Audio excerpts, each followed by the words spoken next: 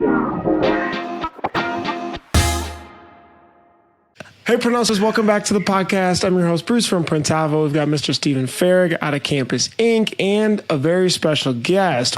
Hey, Bruce, we got to pause the podcast. We have some sponsors that we'd like to announce. We're so fortunate that we have our sponsors with us. They've helped support print hustlers in the past.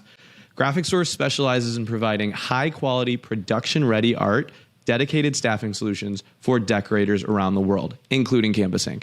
With industry-leading quality on high-end color sets, professionally digitized files, pixel-perfect product mockups, and order entry solutions, Graphic Source is to make sure a positive measurable impact on your business. We use GraphX in our shop. They're integrated in our Printavo. We appreciate the guys over there, Lucas, Rob, Brent, Nick Wood, and our artist, Jeannie. You are fantastic. Easy Way. Thank you to Alex and the team and Jordan for helping to sponsor everything that we always do. You shouldn't spend all day cleaning dirty screens. Easy Way's line of environmentally conscious chemicals will get the job done faster and more efficiently and will cost you a fraction of what you're currently paying. Now, definitely check them out, easyway.com. We use 842 and 701 in our shop, and they are definitely the easiest way. Bruce, have you heard of Multicraft Daddy? Who? Multicraft Daddy. If you don't follow Multicraft Daddy on Instagram, that's Multicraft_Daddy, as well as Multicraft. If you need ink and supplies or a daddy, hit up Multicraft. They have been so instrumental in our growth at Campus Inc. If you're wondering where to get Monarch ink from, Multicraft is your place to go to. Thank you so much, Multicraft, for sponsoring the podcast. Excited for the partnership together. Thank you, Multicraft and Multicraft Daddy, Dave Eggers. Thanks again. Shawna Feddersen, thank you so much for joining us, founder of Gameday Couture. I was doing a little creeping. You've been working on for Gameday for almost 12 years, too. Have been involved in Shark Tank. You got to ask about that.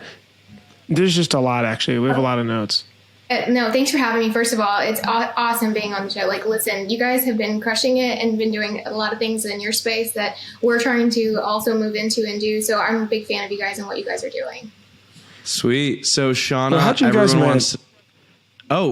We got introduced in the collegiate space. We're doing a lot of stuff with NIL. So we got connected, I think on LinkedIn. We started chatting, and I was just so fascinated. I was at the Sportswear Tailgate show last week in Vegas, which for those of you that don't know, it's a whole nother world of decorated apparel. We got connected and started chatting. And it kind of blew my mind of just how that world works. And so we'll have to dive into that a little bit. But, you know, Shawnna, you were on Shark Tank. Tell us a little bit about that experience. Listen, many moons ago, right? It's like those years pass by and you're like, wait, where did they all go? No, it was awesome. Like, if I had to ask, I guess, do you want the short version or the shorter version? Give us your favorite version. I'm just kidding. No, it was really fun. Listen, everything about Shark Tank, we've been asked everything under the moon that you could possibly ask someone probably. We've heard it all the different questions. But I have to say it was an incredibly authentic experience. We actually stumbled into it. We didn't like reach out and try to apply or go on the show or anything like that. It just happened to be timing, which I have never gotten right in my entire life. But we were in Atlanta or I guess God got it right for us because there was a huge rainstorm and it flooded the subway system. It's called the MARTA there. I don't know if you're familiar with ATL, but it's really cool. Like the way that it went down, basically our show it's all but canceled because only vendors really showed up. Nobody was able to get there. And so my husband and I were driving around downtown and I saw this little lady standing outside saying Shark Tank auditions, putting a sign up. And I was like, no way, no way. So I look at him and he's like, there's no way on this earth that you are dragging me. So I guess 30 minutes later, we're in the show, of course, trying to sign up and audition. Of course I dragged him in. It was like, tell me no, let's go. No, it was so funny. It was just timing, place. It was just crazy how it all kind of panned out. So we actually went in, we pitched to the local producers there, and then we thought nothing of it. We went back to our show and finished the show. We were actually doing back-to-back shows. So that sports licensing show that you were just talking about, we had another one that was right in front of it in Atlanta. And so we had to ship our set and we were out of time. So we actually loaded our set. This is one of those like early business, you got to do what you have to do to get there kind of moves. So we packed up our set and like, we packed up our set in like 15 boxes on Southwest and like put them on as luggage. I remember those days. I remember those days well. I'll tell you, we ship for the trade shows and stuff, and we use like a logistics company. And Bruce doesn't use a logistics company too often, and so we use the same one. And he messaged them and they go, "Sorry, sir, you don't spend enough with you. We're going to drop you." And so I'm like, "Oh, Bruce, I got you. Just call my guy. We use the same company." And then they go, "Unfortunately, we're dropping you too." So we just got our LTL.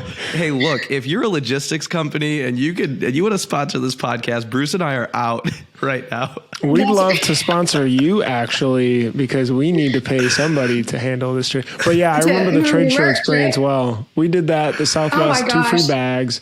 You throw it on there, you buy stuff, throw it out, get it on Amazon. That's right. We threw it out. And we get a call at that show and it's the producers and they're like, "Hey, we love your story. Will you be considered for the upcoming show? What we have to go through this process or whatever." And I was like, "Sure, whatever." Again, not really putting much stock into it because it wasn't a part of our business model or plan, right? And it took about 6 months of them vetting us as a business because it was kind of in the height of Shark Tank, like frenzy, right? And so 6 months vetting with producers. And then they flew us out to Los Angeles, actually, flew us out to the studios. And they said, "Hey, listen, unfortunately you drew like the last slot of the last day. So it's probably not guaranteed that you're going to go on, but you have to stay here all week anyways." And we were like, okay. So we stayed out there for an entire week and we, as luck would have it, we actually ended up getting to go on and pitch. But it was brutal waiting in your trailer and watching all of the like white faces like come out or tears come out back. They would bring them back in the golf carts to their trailers and you're like, oh my gosh, like that dude had so much confidence going in and he is just like white as a ghost and he's in tears and it was brutal sitting there waiting. But Mr. Wonderful just handed it to him. Oh yeah, no, I don't know. I think it was just more like, "Hey, how authentic are you? And like, what are you here for?" So we went on. Of course, we just, again, my husband and I chalk it up to, "Hey, listen, if this pans out, great. If it doesn't, it doesn't change skip a beat in what we're doing." So were you guys full time too, by the way, then? I'm sorry? Were you guys part-time or full-time? Oh yeah, we were full-time. Like it had already started to scale beyond what we could control. And so we were like desperate for cash. Like we needed cash for inventory. So this was just one of those, like, I don't have a clue what we're going to get ourselves into, but let's just go see. And I said, let's just go in there and we know our numbers, we know our stuff. When we know the market is just, nobody's covering it. So what's to lose? Just don't say something stupid. Like, right? He said, okay. So a lot of the schools, man, they didn't really want to sign off at first. Certain schools, said, no, we don't want our brand on any national shows, regardless of whatever it is, because we can't control it. So we had some great schools that really got behind us. Of course, our alma mater, Oklahoma State, they were really cool. They let us do the whole set, like decked out in their gear and like the whole backdrop. But we went on, we pitched, and it was actually the easiest pitch that I've ever given because it was just authentic and it was real and it was just our story and our numbers aligned. And everyone, I think, understood at the time that there was really nothing in the marketplace. And the pitch of the buying power of women, I mean, come on, they do 80% of the buying in a household typically in decision making. So it was kind of a no-brainer. From an investment standpoint, it was just who are we going to get to support it and who do we feel like we align with. And of course, we ended up making a deal with Mark, and he is an amazing investor. He's been incredibly supportive the entire way. And of course, our business philosophies align. But as they say, the rest is history from there. We kind of kept growing year over year. Haven't really needed the power of, Mark's muscle necessarily as a company, that thank goodness, because our industry has just embraced us and has continued to help us elevate and grow. But it just goes to, kind of prove the age-old thing of if there's a market demand and you can fill it and you can add value and truly show incremental distribution or growth, like you've got a business. So just believe in it and go after it. Not saying it's Shawnna, become easy. real quick, because I think we got to dive into what exactly is Gameday Couture as well, but also Gameday Couture. the deal though. What? Yeah. So we got to go in the a whole lot of thing is the directions. pitch. All right. I'm raising X% for this. I'm doing this in sales, and then what happened? I think we were asked for $500,000 for 20%, which was really a standard at that time. Like it was like the standard go-to at those last 2 seasons. So it was kind of like this or nothing, kind of a little bit of an attitude, even though there were people that went in with others. It was kind of that. So that's what we asked for. We, obviously we made the deal with Mark and Gameday Couture, just so we can backtrack and answer your question there. We manufacture women's licensed sports or fan apparel, basically. So in the market at the time, literally 2 years prior to the show or 3 years prior to the show, I would Google women's NCAA apparel, women's NCAA t-shirt, and nothing would come up except for a light pink jersey and a nightgown. And I was like, you gotta be kidding me. So it was brutal at the time. So the market didn't exist. The product didn't exist. Or the market existed, the product didn't, excuse me. So yeah, we closed the deal with him and we've been manufacturing and distributing women's licensed apparel. We're now the biggest women's manufacturer and distributor with all colleges. We have every sub-license deal in the country now. So we're pretty grateful for our position in the industry and where we've come. Wow. So many just talk questions. percentage growth from where you started to where you're at now. How much growth have you gone through? And we'll let listeners imagine. You can do some math in your head. I don't even know the number. I mean, we went from nothing to where we are now. So Well, because that valuation was $2.5 million then, right? So yeah, did you share the numbers of sales growth then, or where you were at? That's what the valuation was. We're between, we're north. I'll just say we're in between 20 and 50 million. I'll leave it at that. There's a lot of zeros. There's a lot of zeros. Yeah. Seriously, there's hold a lot on. of zeros there, but Hold on. I'm going to leave a range just for purposes. But no, we, like I said, we were so fortunate that we just were kind of pushing and believing in what we knew was there and existed. And it took a long time. I mean, everyone says, you go on Shark Tank and your business explodes overnight. Well, no, actually, like our industry still wasn't quite ready as far as like the buyers of the product in our industry. They weren't ready for the women's market because they didn't know what to do with it. They didn't know how to market it. I mean, you got to remember, a lot of these places were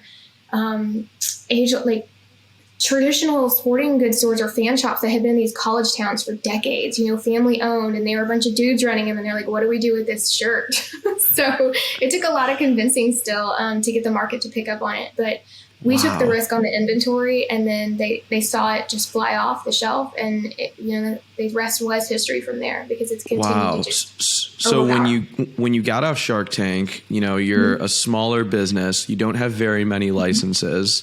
There's a market. What was your next strategy? Was it like door-to-door sales? Did you use reps? Like you had to be very aggressive. You had to pre-print some inventory for all of these schools. It was rough. Yeah. I think we had 27 or 30 licenses at the time we went on the show, and my husband and I had gone on a mission to like really attain the SEC. That was the kind of the Alabama SEC. Those were the schools that we were really trying to target. When we went on the show and we had already acquired those licenses, thank goodness, that really opened the floodgates. And so every single school, just now that Alabama was on, now that we were we actually at that same show that we shipped our product to, we were asked to become an Ohio State sub-licensee. That was the first year they did their N1 deal. So we became a licensee for them. And we ended up having to take a risk on inventory for a while. It was really challenging because our industry has long lead times. Like we'll book orders in January, but we won't ship them till July. And so they weren't necessarily in stores until August. And then we don't get paid for 30, 60, 90 days later after that. So can you imagine like the long lead times? It was brutal, financially and risk-wise of the inventory. So we certainly had our fair share. So hold on one second, Shawnna, 1 second. So in our screen printing industry, we preach getting paid up front, getting paid up front, getting paid up front. And there are industry leaders that are like, don't even take an order if you can't get paid up front. That does not exist in your space, correct? It does not. In the B2B world, because we were B2B first, we had to be. That was part of the licensing agreements. And that is certainly something that like they're going to say, no, pass, next vendor, please. It's just not a thing. So yeah, a lot of risk, lots and lots of risk. Wow. So how do you get those licenses? I'm new to this space. Like, Steven, how does a shop get that if they're on a college campus? That's why I was hanging out with Shawnna and Kurt, because I'm like, is it just like meeting people, or is it what? Well, no.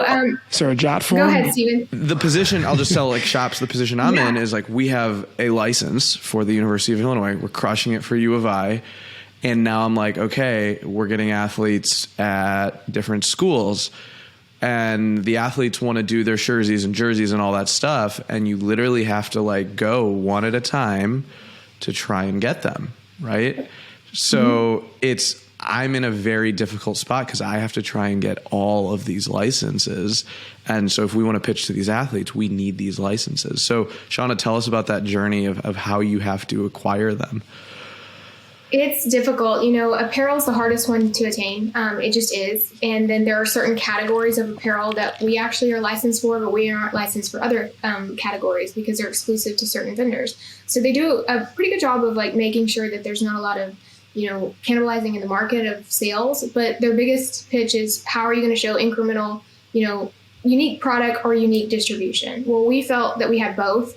But it still wasn't enough. Like I mentioned, we incorporated in June of 2010, but I think I only had at the time for apparel, you had to stay in state only. Like they required you to prove your concept in state. So they denied you guys, or it's just, no, you just had to follow that process in order to go out. You had to go within your state at the time for 1 year, and then you could grow outside of your state.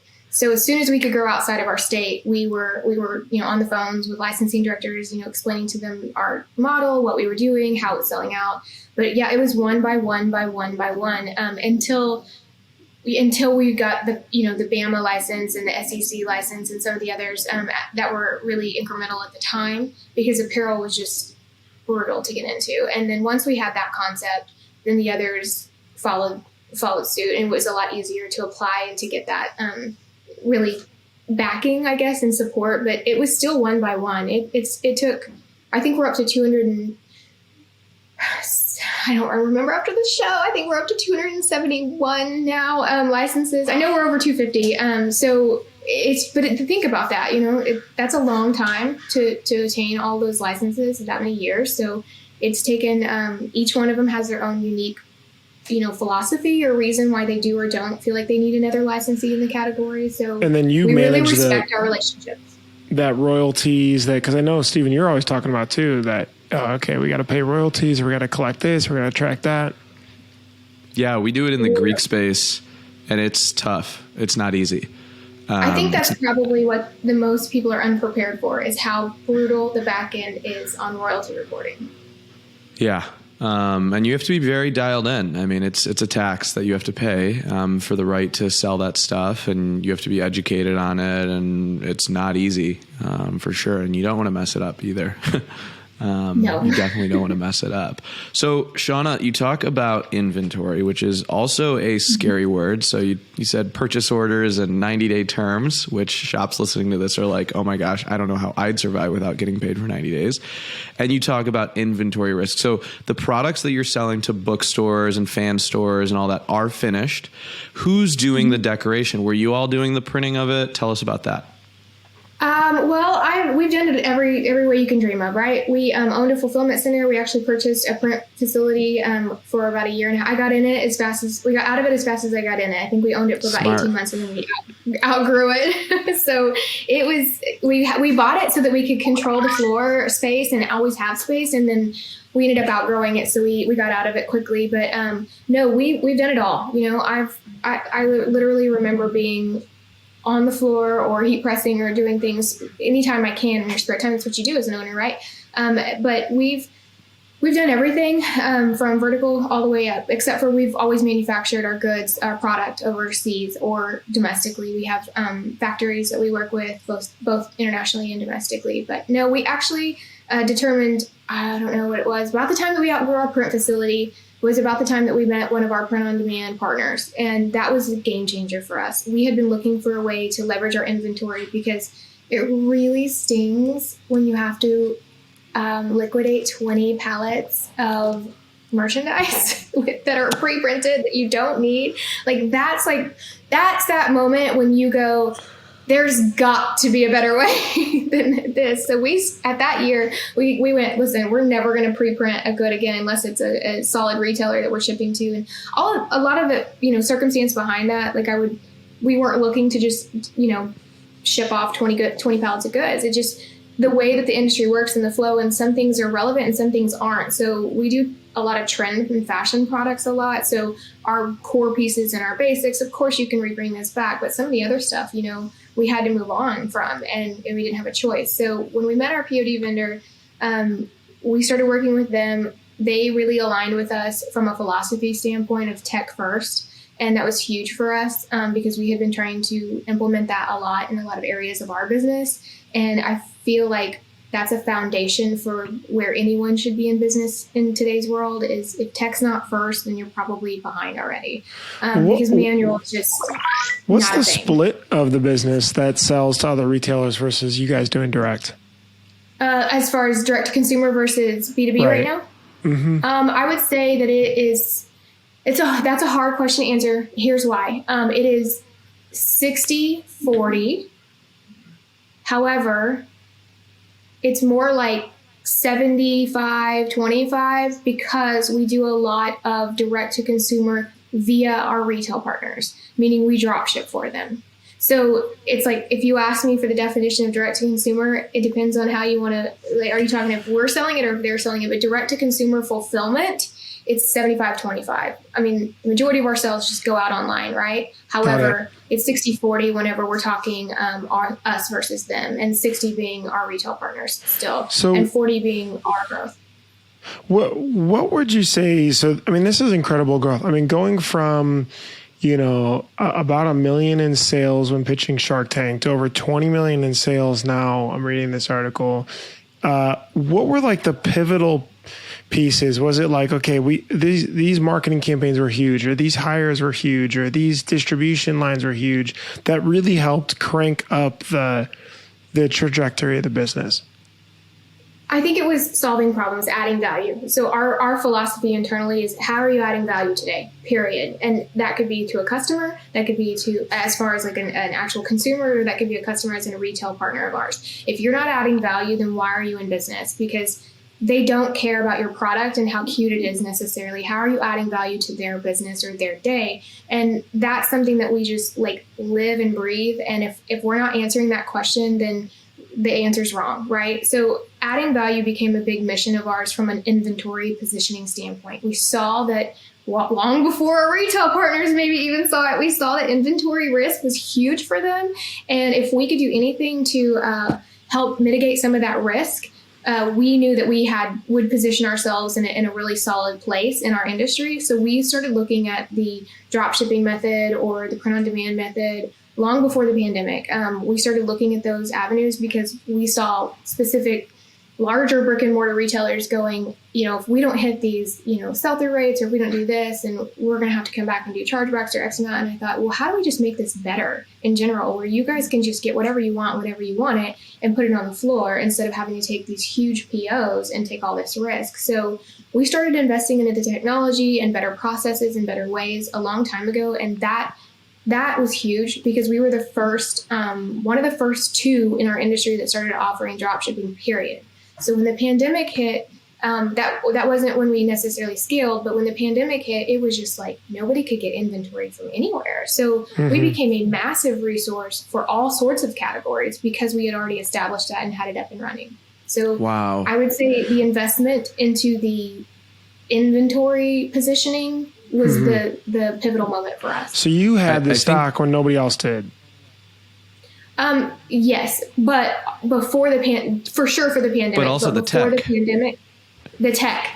To be able to integrate the tech, and then the stock before the pandemic was flexible, which is huge. So I'm going to give you an example. Our biggest retail partner would order, I don't know, 18 to 35 teams initially. And with our inventory and being able to be flexible with it, we can service all 250 teams now. She doesn't have to just order, because she didn't want to take a risk on those initial teams either, or on the expanded assortment of teams either. So now we're able to service all teams because of the flexibility of the inventory, which is cool because it's a product. So it's like, hey, we'll put smaller amounts of inventory in brick and mortar, but we'll also leverage our technology so that you don't have to take a crazy risk. And if there's a school that's popping off, we'll get that one going. And so it allowed you to go like wide, but then it didn't feel like your retailers or your partners were saying yes to a lot, right? And I think that's so, that's like, I mean, we talk to shops a lot about fulfillment. And some things, our industry is starting to get into fulfillment so that we can cut off the supply chain so that our partners don't have to order 24 shirts every time, right? And that's why there's this huge rise of DTG and DTF and, using warehouse management. And I mean, I don't feel as bad now. I went through a warehouse management system that cost me an arm and a leg. And hearing you say you had to liquidate 20 pallets, just think about that. If you're listening to this, 20 pallets. Warehouse management system, we've invested into 3 different systems so far, and they've all been a big piece of junk. 3 systems. And it's like, that is like our arch nemesis. There's not a system that we haven't put a ton of money into that's worked for us once yet, and something that we didn't have to go in there and tweak or build a custom arm ourselves because it just wasn't applicable. But I think that speaks to the tech itself. I think it's outdated very quickly, and just not necessarily not applicable, but a lot of the larger players in the industry of tech and some of the apparel world for us, I mean, they're still doing business on EDI, which, think of the green screen with like the DOS and like the little characters. That's what you see when you go into. Yes, it's just brutal. You're like, not ideal. Okay, guys. And how much is EDI if you want to use it? I heard some crazy numbers. It depends on how you structure it. Of course, we're super old school, bootstrap everything you can mentality, no matter how big you get, just because we live our lives that way, right? So we're like, absolutely not. We're not paying for the premium, like Ferrari version of this. But I think that if we wanted to facilitate EDI through one of the largest partners, it was going to cost us a minimum of $150K a year just to do the fulfillment to our vendors. And I was like, no. So $150,000, and you even contemplated it. You're like, it might be. I mean, we get shops. We can justify it, but it's like, it's ridiculous. If you can kind of build a better way, why not? So we're building a better way. So let's talk about technology and what a business should be spending on technology, because, we joke about it. We have a Printavo Facebook group, and I might throw some shade on some people that complain about $100 price increase.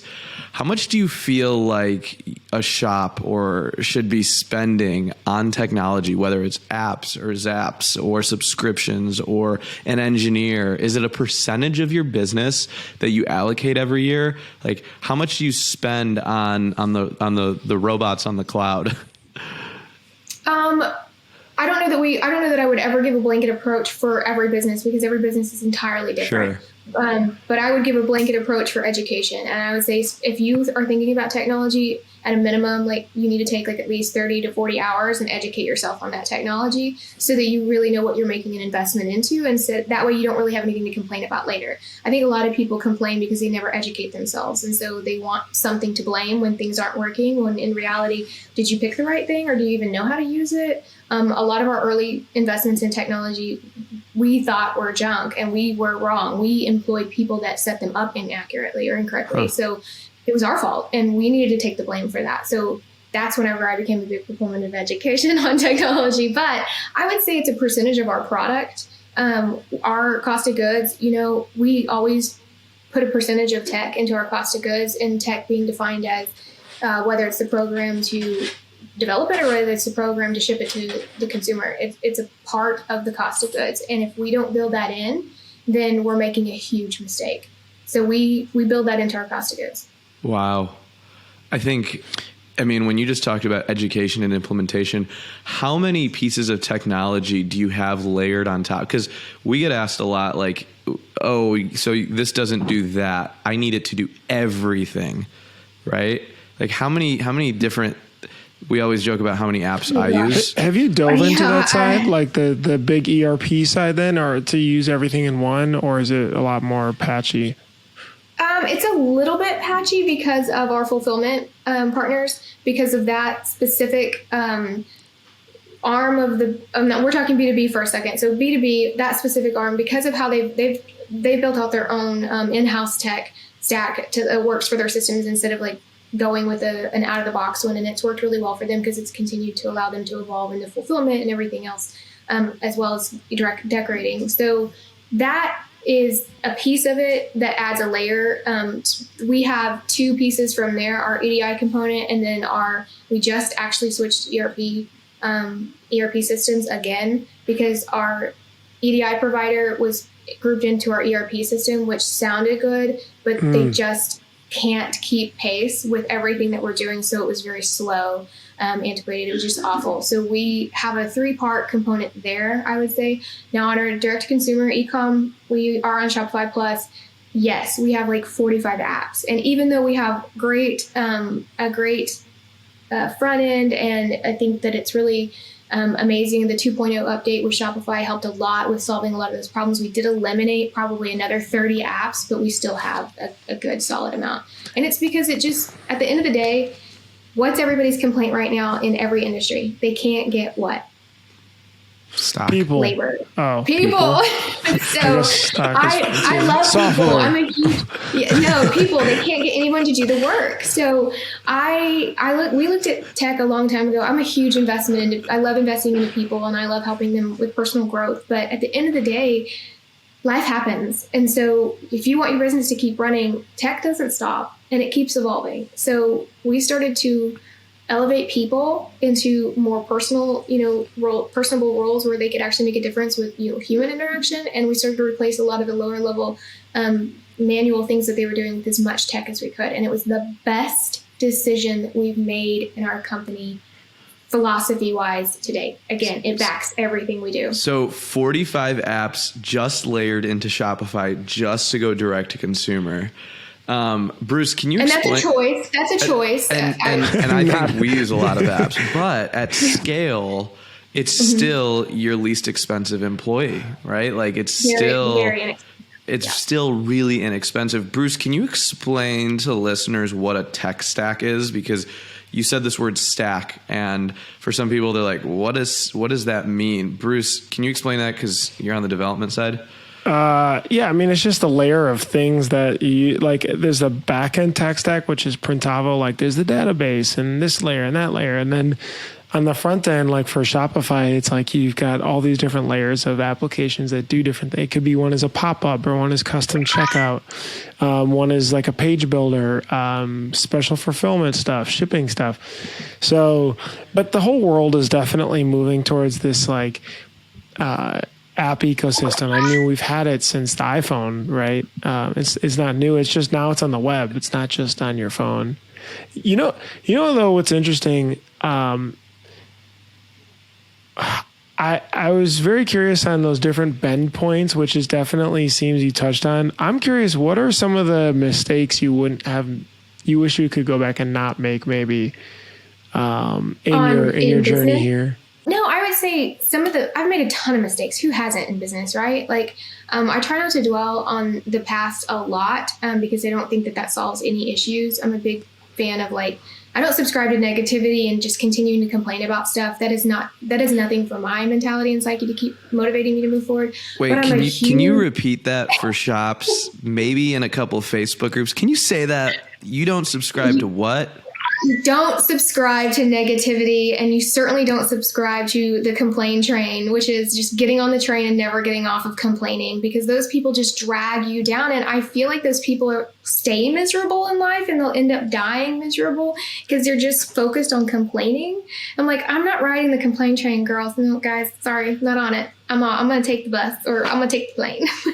So no, it's really toxic. It really is. And I hate to be brutal, but we almost always, I won't say my team is really good about like kind of running those people out of our company. Because if you have that type of cancer in your organization of someone that's just always finding something, someone or whatever to complain about, it drags everybody's mentality down. And the focus should be, I'll flip the script. I'm always looking in the mirror going, I know I did something wrong. How can I improve? How can I be better?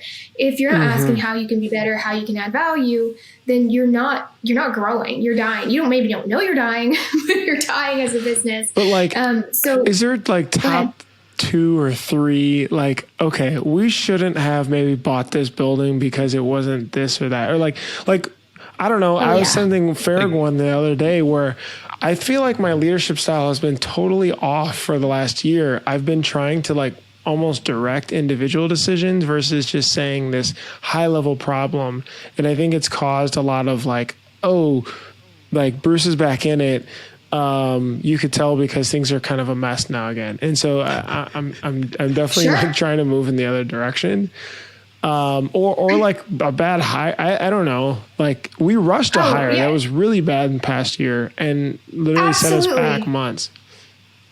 Absolutely. You make bad decisions all the time in business. It's what you do about them, period. I mean, think about it. Like, how could we possibly have known that buying a screen print facility was going to be a good decision or not? Right. We just, at the time, it was a problem. What year was that? Gosh, I'm terrible at dates. Let's see, 2017, maybe 2017. Okay. They were in our way. It was meaning like we couldn't grow because we couldn't get the capacity on the floor. And I got tired of hearing that. Right. So I certainly didn't have any business being in the screen print business, but I had been going to screen printers and working with printers for long enough that I knew we can figure it out. We'll figure it out. And we retained all the staff. But like I said, just as soon as we bought it, we had to turn around and sell it. So the way that you look at things is you have to, sometimes as an owner, like we always call it getting out from behind the mower, because we've actually owned businesses prior to being in this business, and we own a landscape company. And I always tell my husband, get out from behind the mower. You cannot work on the business if you're pushing the damn lawnmower. Like, get out from behind the mower. These are early days, right? These are like straight out of college days. Truth. And I mean, it's so true. Yeah, I don't think it ever changes though. But how do you evaluate then how to verticalize? And this is for you too, Farrag, but like, it is interesting. Do you bring something in house or do you outsource? Right? You just went through it on the fulfillment side. Shawnna, you went through it on like literally trying to go up market. That's not necessarily a bad decision though. A lot of businesses definitely verticalize. So how do you evaluate that in the future?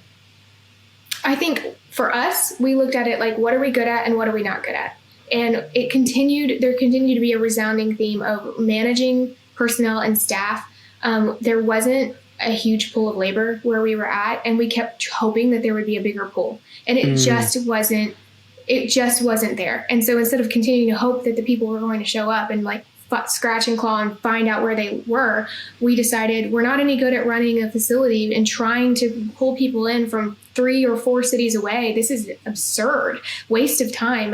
Let's be good at what we're good at, which is sales and marketing, and let's let someone else worry about the fulfillment and the print side of things. And again, I think it's looking at yourself and being incredibly self-aware. Huge proponent of being self-aware, and knowing what you are good at and aren't good at, but then also like just realizing what the limitations are and stop trying to act like they aren't there and embrace the fact that they're there so that you can solve them with a different maybe trajectory or position, and put yourself in a better spot to go after what you're actually really good at and focus on those things. So, and for the building aspect, I mean, we just ran the numbers and we were like, listen, even if we bought this building and this facility at X amount of dollars, it would take us, 2 years to pay that down in a traditional market. But if we sell this much more because we have it, it was justified. And we just made it a mission to sell that much more that year, and it was completely justified. So we ended up selling it for exactly what we bought it for, and it was a clean break, and some may look at that as waste of time or whatever, but not at all. I looked at it as a stepping stone. It helped us get through that year. It got us exactly to where we needed to be numbers wise. We wouldn't have hit those numbers if we didn't have control of that floor, and we were able to move on to the next step. So I think the takeaway there is that there's no regret that you bought that facility and had to get in and out of it, and I think I was a real sad individual about December 20 something when we had to scrap our WMS, but I wouldn't have found a 3PL because of it. Right. Yep. And so I think for shops like listening to this, if you're a $500,000 shop, $300,000 shop, $2, $3, $4, $5 million shop, you will hire the wrong people, make the mistakes, get the wrong software, integrate it wrong. Like that is the journey that you're on. But it's just like, what's your next stone? It's just a game of stepping stones. And I think the biggest thing that I think is most inspiring, you've been at this, well, it's called Shark Tank 2017. It's 2022. You've gone through explosive amounts of growth, but you've also made a absorbent amount of these mistakes that you talk about, but nothing has stopped you. You've just said, okay, what's the next hurdle that we're going to get to? And then how are we going to solve for that? But I think when you say like, get out from behind the mower, this is what, for listeners like Ryan Kasparian was caused a whole feud about, of shop owners that are stuck behind a printing press, or stuck behind delivering shirts. Look what happens when you actually can start working on your business. I guess let's talk about like your direction with people. Obviously running a big business like this, what does your leadership team look like? I mean, you know, do you have like VP of sales, ops, like CEOs? How do you keep it all together? Because that's something Bruce and I struggle with every day. Yeah, it's tough. I would say the people aspect of it. Ironically, one of the big the harder decisions was at the time that we owned the screen print facility. We were at 50 plus personnel, and I thought it was like my biggest apprehension of letting things go were the people aspect. You know, I wanted to make sure that they all landed somewhere, but then that little thing in the back of your head of what are people going to think if you go from a 50-person company down to, I don't think we went down to like 15, because the majority of the people that we had were fulfillment or print related personnel.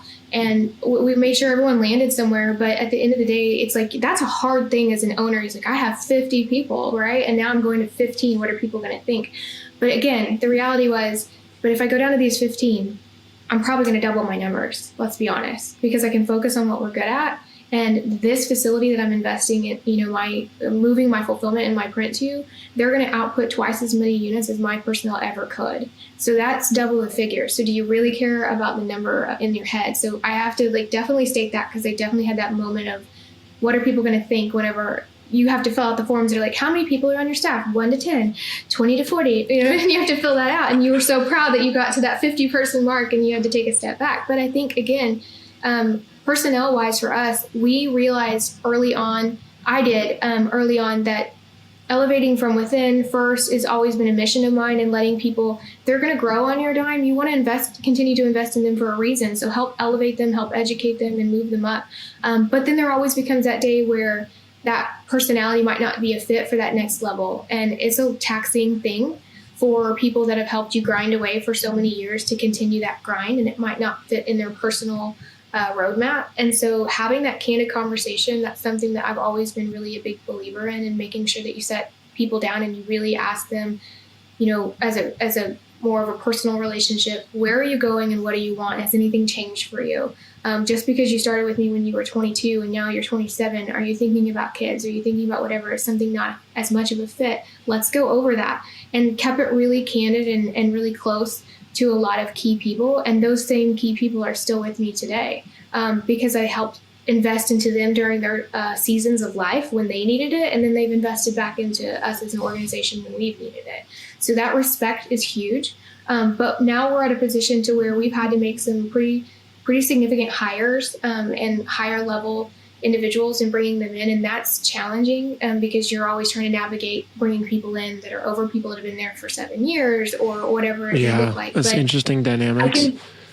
It's tough, but I think candid, honest, and just, I don't know if anybody picked up on this or not, but I am really straightforward. So I just call it like what it is. And I call it like I see it. I'm like, listen, you've been here for 7 years. I'm going to bring this person in. They're going to be over you. What issues are you going to have? And don't tell me you're not going to have any, because you and I both know it's just not true. So how about we just cut to the chase and we get through all that on the table so I can make sure that I answer any questions that you have or any fears that you have. So I'm really like, that's one approach. Is that what you do, Steven?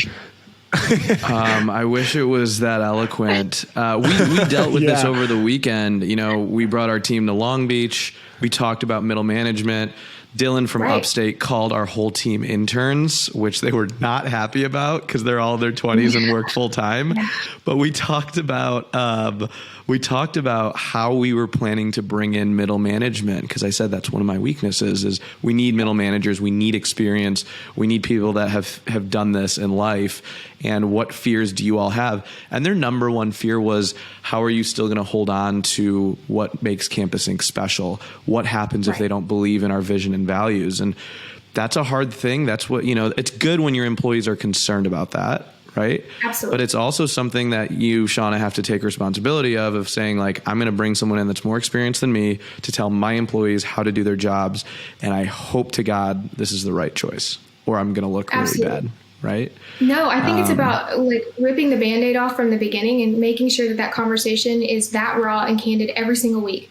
Because the moment you stop talking about the organization, the structure, the hierarchy, and all the above, meaning like if you don't have that on the table every single week, what happens is people will remove themselves for a couple of weeks from the conversation, and then 3 or 4 weeks go by and people start to build this narrative in their head that doesn't exist, but they start to build it up. And then they back it up with the silence because nobody's talking about it and nobody's bringing it up, and we're not really interacting as a team. So just as much as I talk to my internal people of who is already there, I talk to the external people I'm bringing in, and I'm like, listen, this is the dynamics. This is what you're walking in. I'm tasking you to go meet one-on-one with these individuals who are on my top of my list of concern to make sure that their head's still in the game and they're right. Meaning you're going to get with them on their level. A big technique that I learned early on from a mentor of mine, I thought it was just so ridiculous at the time. But now that I've been in business year after year, it's really one of those techniques that you go, this works. When you're talking to someone and you really want them to like buy into the conversation, and not buy in as in a negative way, but you want them to really like trust you and open up to you about, like, be honest, sit at their same level. Both of you sit down and sit at their same level. Don't stand while they're sitting. You know, if they're sitting at their desk, don't walk in and talk to them. Sit down next to them and look them in the eye and ask them, you know, face to face, just have that candid of a conversation with someone. It makes all the difference in the world. I thought that was the most like ridiculous technique that someone taught me. I think it was probably 23 at the time when I learned that. And I was like, what? But I do it all the time and it works. People will be so much more open to you versus someone just walking in the room. And honestly, it's us, right? We're uncomfortable. So we'll walk in a room with our arms crossed and lean against a wall because we're uncomfortable and awkward with the conversation. But go sit down next to them and just like, your body language is huge. Open up, let them know that you're being vulnerable and having this conversation. And I know that dudes don't talk about this a lot, but it's a real big tactic in negotiations too that gets done. So there's a lot of I study the military and the Navy SEALs and all that stuff. I love negotiations and tactics. They're really fun and intriguing to me psychology-wise, but people are an important part of all of our businesses, and we have to invest in our time into them just as much as help them elevate financially, right? So having those conversations, but also making it really open as a dialogue internally, I think is massive, and just keep talking about it. That elevation is interesting because I think it really goes back to that traction book, right? Do you have the right people in the right seats? I've definitely done right people, wrong seats and try to not make that same mistake. And then now we'll have a job posting and say, this is what we're looking for this role. This is why it's important. You know, do you want to apply for it? And try to interview them as if, obviously they have a leg up, but try to interview them as if they're kind of fresh out and to compare with everybody else. But so, Shawnna, what's next for Gameday Couture? And Gameday Couture also has another name, like Shop the Soho as well, yes. Right? So, just explain that really quickly.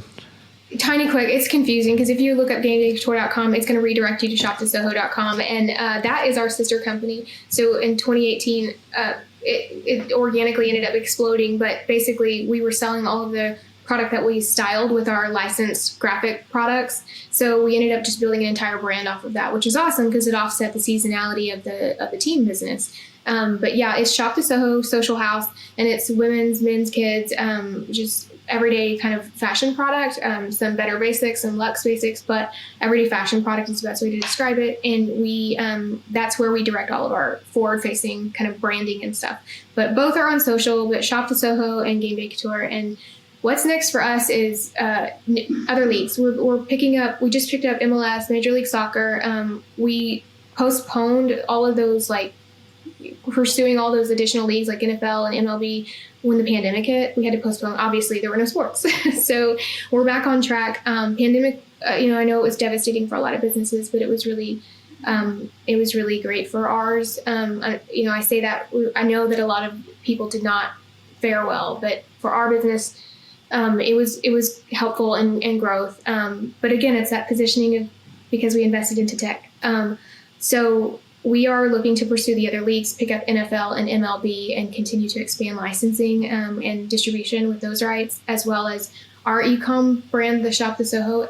I think we've kind of pinpointed that there's another gap in a market where these big retailers are falling. There's not a lot to supply that 25 to 45 age range of fashionable products that are like resonating with today's consumer that doesn't want to dress like they're 18 in college and doesn't want to dress like their mom who shops at Chico's still. So we're tapping into that market, and it's growing. Oh, great. We're not going to get a Chico sponsorship now.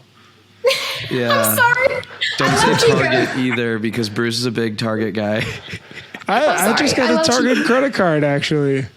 Oh my gosh. I was like, gosh, this thing shows up in my statement so much, but I don't have the it's 5% off everything. Anyway, sorry. That's right. Red card. You're in the red club, man. That's awesome. This is awesome. What do you think is the next big hire to wrap up, Shawnna? The next like really big that's going to help you guys push forward this year? I'm struggling with this one. I was talking to Steven about it. Like we need a CTO. We need tech, but our tech is so fragmented that it's so specialty in certain areas that it's hard to just hire someone that has experience in all layers of that. Because I think it's like there's two leads there. Someone that, we've interviewed enough people to know that there's a clear divide. What the B2B side needs is not what the D2C side needs, and they don't talk to each other. And the cool thing about developers is none of them communicate. So, like, they talk, but they don't talk. It's funny. They stay in their lanes. So that's our next really big hire, is probably determining how we're going to head with the future of tech. So no, we actually don't have a CTO. So that's crazy. That's so interesting. I feel like so many shops now, they scale. I mean, you guys are dealing with two campus things, but like you just keep scaling, and then eventually it's like, how do we integrate? How do we build the stuff that we need? And it's around our process. And some shops have a little small team too now. So I was just meeting with Kevin at Stoked-On, although they're overseas, but he has 3 dedicated people that are constantly working on his platform. Absolutely. Cool. This was awesome. Shawnna, thank you so much for coming Shawnna. on. This is Shawna Feddersen. I think Gameday Couture. You guys got to follow them. Make sure to check out their journey. And there's so much information on you guys actually on the web because of Shark Tank. So you can see. Watch what you read. Some of it's true. So we have really articles written about us all the time, and we're like, where did this person come from? That great. Didn't happen. Honestly, that's huge for press. But don't forget to follow them. Thank you, Shawnna. Thank you. We'll see you guys on the next episode.